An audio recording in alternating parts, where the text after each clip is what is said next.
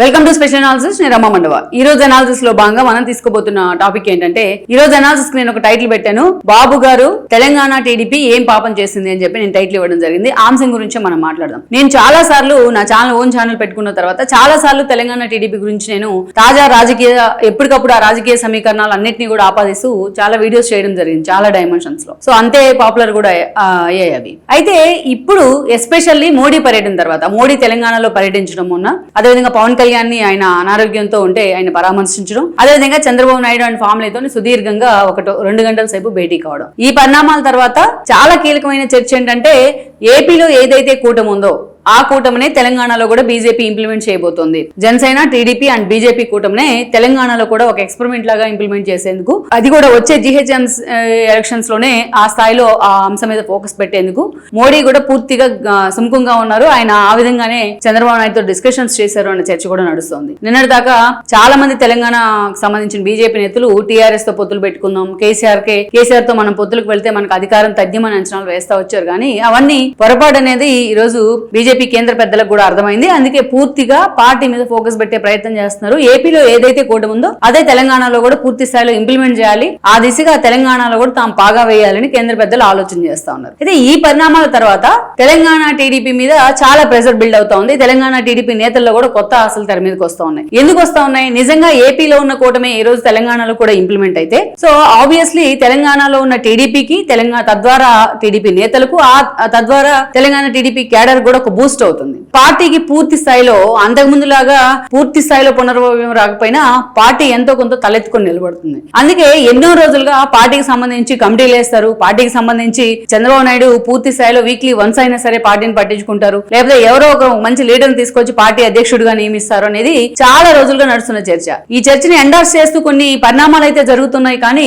ఇంత జరుగుతున్నా అంత సీరియస్ గా అటు చంద్రబాబు నాయుడు గానీ లోకేష్ గానీ తెలంగాణ టీడీపీ మీద ఫోకస్ పెట్టలేకపోవడం చాలా మంది ఇబ్బంది పడతా ఉన్నారు. ఎందుకంటే నేను సుదీర్ఘంగా జర్నలిస్ట్ గా పనిచేశాను, నేను టీడీపీ బీట్ కూడా చూశాను చాలా సంవత్సరాలు. సో తెలంగాణ టీడీపీ నేతలతో చాలా మందితో నాకు సత్సంబంధాలు ఉన్నాయి. ఇతర పార్టీలోకి తెలంగాణ నేతలు చాలా మంది వెళ్లిపోయినా, బట్ ఇప్పటికీ తెలంగాణలో ఒక నేత నడిపించే నాయకుడు లేకపోయినా, నాయుడు గారు లేకపోయినా, ఆ స్థాయిలో తెలంగాణ టీడీపీ కాడర్ ఆ పార్టీని అంటిపెట్టుకునే ఉంది. కొద్ది గొప్ప నేతలు కూడా ఆ పార్టీ వెంట నిలబడి ఉన్నారు. అయినా సరే ఏపీలో ఉన్న ప్రయారిటీస్ కావచ్చు, ఏపీలో ప్రెసెంట్ ఆయన ముఖ్యమంత్రిగా ఉన్న కారణం కావచ్చు, అంత పూర్తి స్థాయిలో ఫోకస్డ్ గా తెలంగాణ టీడీపీ మీద చంద్రబాబు నాయుడు అంత సీరియస్ గా అటెన్షన్ పెట్టలేకపోతా ఉన్నారు. ఇది తెలంగాణ టీడీపీ నేతలకు ఇబ్బందిగా మారింది. అవకాశం వస్తున్నా, మనకు అవకాశం ఉన్నా ముందుగానే ప్రీ ప్లాన్డ్ గా మన పార్టీని పూర్తి స్థాయిలో ముందుకు తీసుకెళ్లకపోతే ఆల్మోస్ట్ ఇక్కడ కూడా జీరో అవుతాము అనే చర్చ జరుగుతోంది. ప్రత్యర్థులు చాలా మంది విమర్శిస్తారు, ఆల్రెడీ జీరో అయింది కదా అని. టీడీపీ స్టిల్ తెలంగాణలో టీడీపీ క్యాడర్ చాలా బలంగా ఉంది. ఎన్నో ఎగ్జాంపుల్స్ ఉన్నాయి బలంగా ఉంది అని చెప్పడానికి. అందుకే తెలంగాణలో ఉన్న టీడీపీ క్యాడర్ అయినా సరే, ఎక్కువగా బీసీ క్యాడర్ అయినా సరే, అదేవిధంగా ఆ పార్టీని నమ్ముకున్న నేతలైనా సరే, ఇప్పటికైనా చంద్రబాబు నాయుడు తెలంగాణ టీడీపీ మీద ఫోకస్ పెట్టాలి అని చర్చ జరుగుతోంది. ఇక్కడ ఒక విషయం మనం చెప్పాలి. గతంలో ఏదైతే 2014లో రాష్ట్ర విభజన జరిగిన తర్వాత ఆ రోజు ఎన్నికలు జరిగితే నిజంగా అటు వైఎస్ఆర్సీపీని గానీ ఇటు టీడీపీని గానీ సమైక్యాంధ్ర పార్టీలుగా ముద్రేశారు. పర్టికులర్ గా జగన్మోహన్ రెడ్డి కంటే కేసీఆర్ అంటే మీ చంద్రబాబు నాయుడిని టార్గెట్ చేస్తూ వచ్చింది. చంద్రబాబు నాయుడు లాంటి ఒక పార్టీ కానీ, టీడీపీ లాంటి ఒక పార్టీ కానీ, చంద్రబాబు నాయుడు లాంటి ఒక టవరింగ్ పర్సనాలిటీ కానీ తెలంగాణలో ఉంటే టీఆర్ఎస్ అనే ఒక ప్రాంతీయ పార్టీకి ఎగ్జిస్టెన్స్ ఉండదు, కేసీఆర్ కి పొలిటికల్ కెరీర్ ఉండదు. అందుకే చాలా స్ట్రాటజిక్ గా ఆ రోజు తెలంగాణ ఉద్యమంలో ఎవరో ఒకరిని బూచిగా చూపించాలి, అందుకే టీడీపీని బూచిగా చూపించే ప్రయత్నం చేశారు. చంద్రబాబు నాయుడు ఆ రోజు 2 ప్రాంతాల్లో తనకు సమానం అంటే అది 2 కళ సిద్ధాంతంగా ప్రచారం చేశారు. ఇప్పటికీ అదే మాట్లాడుతూ ఉంటారు చాలా మంది. అందరితో ఆగలేదు. జేఏసీ నుంచి వితౌట్ రీజన్ టీడీపీని బయటికి వెళ్ళగొట్టారు కేసీఆర్. ఇదే కోదండరామ్ గారికి తెలిసి ఎందుకు వెళ్ళగొట్టారు అనేది ఆయన ఎప్పుడు పాపం ఆ విషయం మీద మాత్రం మాట్లాడడానికి భయపడతారులా ఉంది. ఆ తర్వాత మనం చూస్తే టీడీపీని ఎన్ని రకాలుగా టార్గెట్ చేశారు అనేది ప్రతి ఒక్కరికి తెలుసు. ఇదే జగన్మోహన్ రెడ్డి జైలు నుంచి రిలీజ్ అయిన తర్వాత, జైల్లో ఉన్నప్పుడు సమైక్యం పేరుతో ఆయన దీక్ష చేయడం జరిగింది. నిమ్స్ హాస్పిటల్ కూడా అడ్మిట్ చేశారు అతన్ని. జైలు నుంచి బయటకు వచ్చిన తర్వాత రాష్ట్రం సమైక్యంగా ఉండాలని చెప్పేసి లోటస్ పాండ్ లో, తన ఇల్లు అదే, పార్టీ ఆఫీసు అదే, లోటస్ పాండ్ లో తన ఇంటి ముందు టెంట్ వేసుకుని దీక్ష చేశాడు ఆయన, నిరాహార దీక్ష. ప్రపంచంలో నాకు తెలిసి పార్టీ ఆఫీస్ ఇంట్లో పెట్టుకున్న నేత ఎవరూ లేరు, పొలిటికల్ లీడర్. దట్టు ఇంటి ముందు టెంట్ వేసుకుని ధర్నా చేసిన, దీక్ష చేసిన నేత ఇంకొకరు లేరు. జగన్మోహన్ రెడ్డికి మాత్రమే సాధ్యమైంది. కానీ జగన్మోహన్ రెడ్డి ఆ స్థాయిలో ఎవరు ఆ రోజున టీఆర్ఎస్ వైపు నుంచి కార్నర్ చేసిన సిచ్యువేషన్ అయితే లేదు.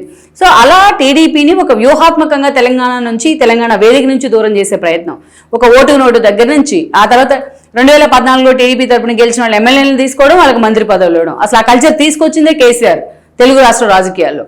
ఆ తర్వాత మనం చూసాం పూర్తి స్థాయిలో దాన్ని ఇంప్లిమెంట్ చేసుకుంటూ పోయారు. ఓటుకు నోటు అంశంలో ఏ స్థాయిలో హ్యూమిలేట్ చేశారో చంద్రబాబు నాయుడు మనం చూసాం. బీజేపీతో వచ్చిన విభేదాల కారణంగా, విభజన హామీల వేదికగా వచ్చిన డ్రిఫ్ట్ కారణంగా చంద్రబాబు నాయుడు వెళ్లి కాంగ్రెస్తో పొత్తులు పెట్టుకుంటే 2018 ఎన్నికల్లో దాన్ని ఒక పావుగా చూపించే ప్రయత్నం చేశారు కేసీఆర్. అదొక సెంటిమెంట్గా చంద్రబాబు నాయుడు కాంగ్రెస్ కలిస్తే మళ్ళీ సమైక్యం అవుతుంది రాష్ట్రం అని చెప్పేసి. యాక్చువల్గా ఆ రోజు కేసీఆర్ ఒక ఏడాది ముందే అసెంబ్లీని రద్దు చేయడానికి అసలు రీజనే లేదు. చంద్రబాబు నాయుడుని ఒక బూచిగా చూపిస్తూ ఆయన మళ్ళీ సీఎం కావడం, అయిన తర్వాత మళ్ళీ రిటర్న్ గిఫ్ట్ పేరుతోని తన మంత్రులను కూడా ఏపీకి పంపించి వాళ్ళతోని జగన్మోహన్ రెడ్డికి ప్రోగా ప్రచారాలు చేయించడం, జగన్మోహన్ రెడ్డి 151 సీట్లు రావడంలో బీజేపీ ఎలా ఉందో దాని వెనకాల ఆ స్థాయిలో కేసీఆర్ కూడా అంతే పనిచేశారు. చంద్రబాబు నాయుడిని 23 సీట్లకే పరిమితం చేశారు.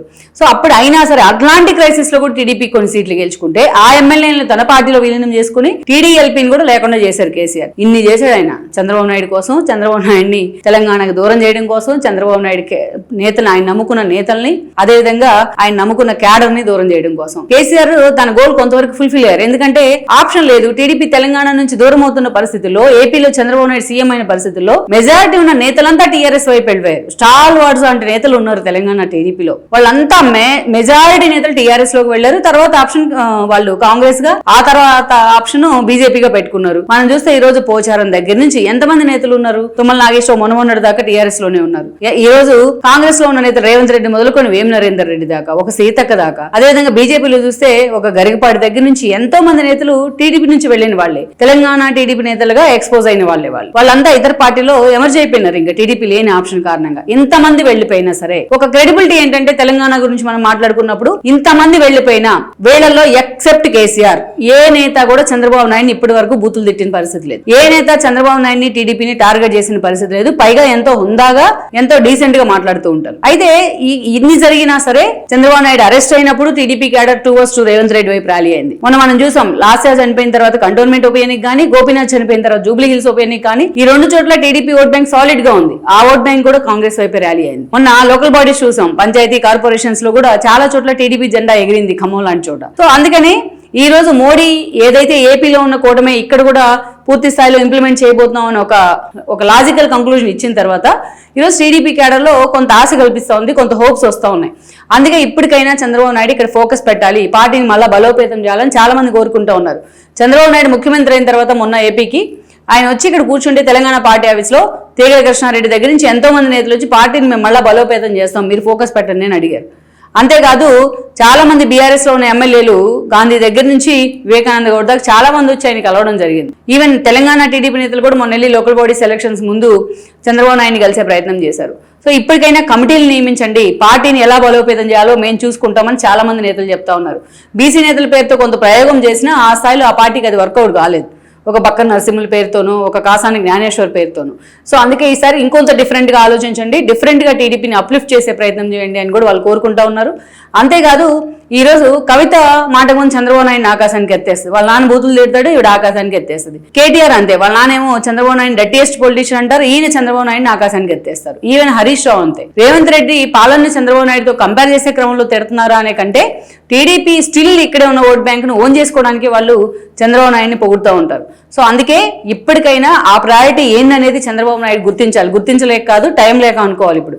కానీ టైం తీసుకోనైనా సరే, వారానికి ఒక్కరోజు అయినా సరే ఆయన తెలంగాణ టీడీపీ మీద ఫోకస్ పెట్టాలి అనేది తెలంగాణ టీడీపీ నేతలు చాలా మంది కోరుకుంటా ఉన్నారు. ఏ ఇద్దరు తెలంగాణ టీడీపీ నేతలు కలిసినా, ఏ ఇద్దరు తెలంగాణ టీడీపీ క్యాడర్ కలిసినా పార్టీ ఆఫీస్లో కానీ బయట కానీ ఇదే డిస్కషన్ నడుస్తూ ఉంది. టీడీపీకి మళ్ళా స్కోప్ ఉంది, ఆ స్థాయిలో చంద్రబాబు నాయుడు కొంచెం ఫోకస్ పెడితే చాలు అని చర్చ జరుగుతోంది.